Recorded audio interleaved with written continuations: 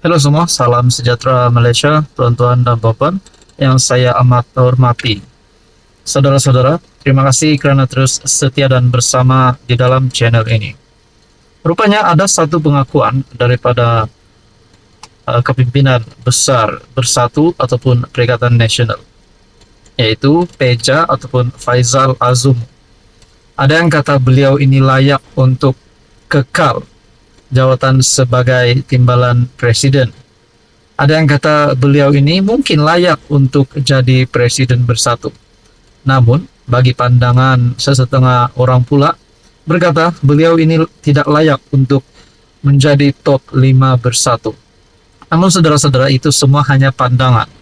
Dan ini satu kenyataan terkini daripada Peja sendiri, dikongsikan melalui Malaysia Kini bertarik 15 November. Kalau esok saya jadi ahli biasa pun, saya tetap oke. Ahmad Faizal Azumu mengakui cara dia menyampaikan mesej mengenai pengundurannya dari jawatan timbalan Presiden Parti mungkin menyebabkan berlaku kekeliruan kepada Muhyiddin Yassin. Bercakap kepada Malaysia Kini baru-baru ini, Ahmad Faizal berkata, selepas tewas dalam PRU, dia memang berasa tidak sesuai lagi untuk berada di posisi nombor 2 dalam Bersatu. Dalam keadaan tiada kerusi yang diwakilinya, sama ada di Dewan Rakyat atau Dewan Negara, memang wajar dia memberikan laluan kepada pemimpin lain sebagai timbalan Muhyiddin. Saya tak tahu, sama ada mungkin Tan Sri Muhyiddin juga salah faham dengan pendirian saya atau tidak. Kerana sejak awal pun berpandangan sebagai timbalan presiden yang tewas dalam pilihan raya umum, amat sesuai kalau peranan saya itu diambil oleh tokoh lain. Ini pendirian saya sejak selepas PRU ke-15 lalu. Tapi mungkinlah cara saya sampaikan itu menyebabkan kekeliruan, sebab saya pernah sebut pada Tan Sri bahawa kalau beliau nak letakkan saya sebagai pemeriksa kira-kira parti sekalipun, saya akan setuju. Tak payah berfikir dua kali pun, saya akan setuju. Saya pernah katakan macam itu, katanya di Kuala Lumpur pada Selasa. Pada 1 November lalu, Muhyiddin berkata, Ahmad Faizal sempat tidak memahami pelan yang dirangka untuk bersatu selepas berakhirnya PRU lalu. Kata Muhyiddin, dia mencadangkan agar Ahmad Faizal memberi laluan kepada ahli parlimen Larut yang juga ketua pembangkang Hamzah Zainuddin sebagai timbalan.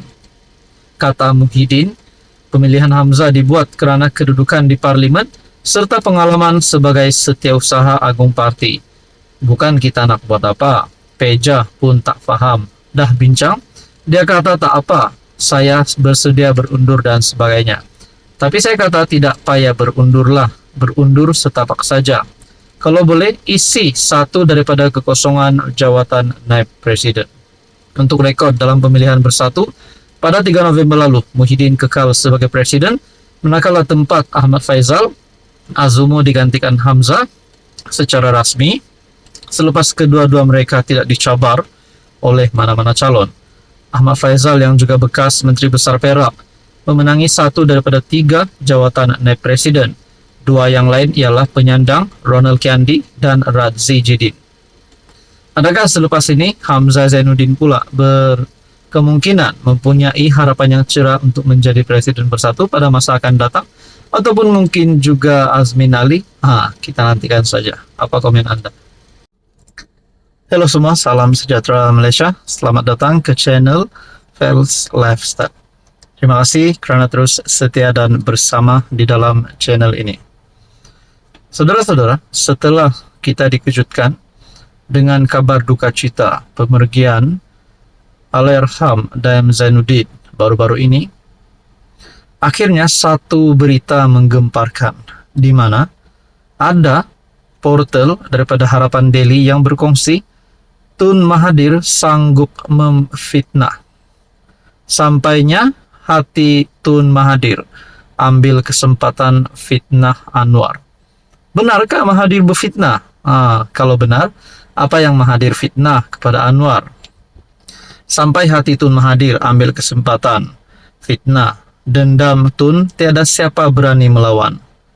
Perkongsian daripada Harapan Daily bertarik 14 November.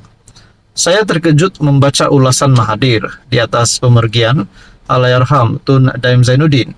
Antara ulasan beliau ialah tanpa sebab, kerana dendam. Inikah balasan yang menimpa kerana dendam? Sampai hati di saat keluarga kesedihan, Mahathir ambil kesempatan mengulas kematian tersebut dengan politikan provokasi negatif. Saya tidak mahu komen orang yang sudah tiada, tetapi penulisan itu sungguh tidak adil kepada Anwar Ibrahim sebagai ketua kerajaan. Mahathir cuba menggambarkan Anwar sebagai pendendam, kononnya di usia akhir Allahyarham Tun Daim diherdik. Berkaitan dengan ini, saya ada membuat ulasan di dalam video melalui channel ini. Dan pada akhirnya ada beberapa komen yang saya nak sampaikan, yang saya nak kongsikan kepada tuan-tuan dan puan yang menonton video ini hari ini. Tapi sebelum kita teruskan, kepada yang baru di dalam channel ini, Anda dipersilakan untuk bantu channel ini dengan menekan butang share video ini, tekan subscribe. Saudara-saudara, di dalam beberapa komen yang saya nak kongsikan, hanya baru 1 hari selepas Daim pergi, tak sangka ini pula berlaku kepada Mahathir. Mahathir fitnah Anwar menurut tulisan daripada Harapan Daily sebelum ini. Dan di dalam ruangan komen berkata, hanya tunggu masa pemergian saja. Sudahlah, perbaharuilah iman sebelum berangkat ke dunia baru, menurut salah satu penonton di dalam channel ini. Ada yang kata, jasa tetap dikenang, kesalahan mesti diadili, tak pandang bulu, Tun atau Dato. Dan satu komen yang paling mengejutkan, tidak sepatutnya Tun Mahathir mengeluarkan kata-katanya seperti itu. Semua perbuatan Tun Mahathir sangatlah tidak baik. Kami, rakyat Malaysia, tidak menyangka Tun Mahathir sebusuk itu. Hatinya terhadap seseorang yang menjadi Perdana Menteri. Tun Mahathir memang suka mengganggu. Apa manusia seperti Tun Mahathir? Wang sudah banyak, beratus bilion dengan aset-asetnya, anak-anaknya semua kaya raya. Buat apa nak ganggu orang lain semasa jadi PM? Sudah, cukuplah 2 kali jadi Perdana Menteri. Tun M, syukurlah itu, jangan mengganggu orang lain. Tun M sudah tua, rehatlah. Tidak ada rakyat Malaysia ini hendak pilih Tun Mahathir jadi Perdana Menteri lagi. Rehatlah Tun Mahathir.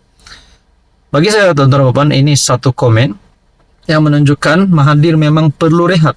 Di saat usia Mahathir yang menghampiri 100 tahun, memang dah tak ada harapan. Tamat riwayat Mahathir, nak tumpaskan Anwar Ibrahim. Walaupun kita boleh cakap di dalam politik ni apa-apa pun boleh berlaku. Tapi kita lihat saja pada PRU15, memang Mahathir kalah teruk. Beliau sendiri kalah dan parti yang diterajuinya pun kalah.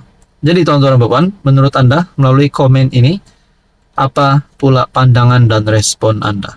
Sekian saja, teruskan bersama di dalam channel ini.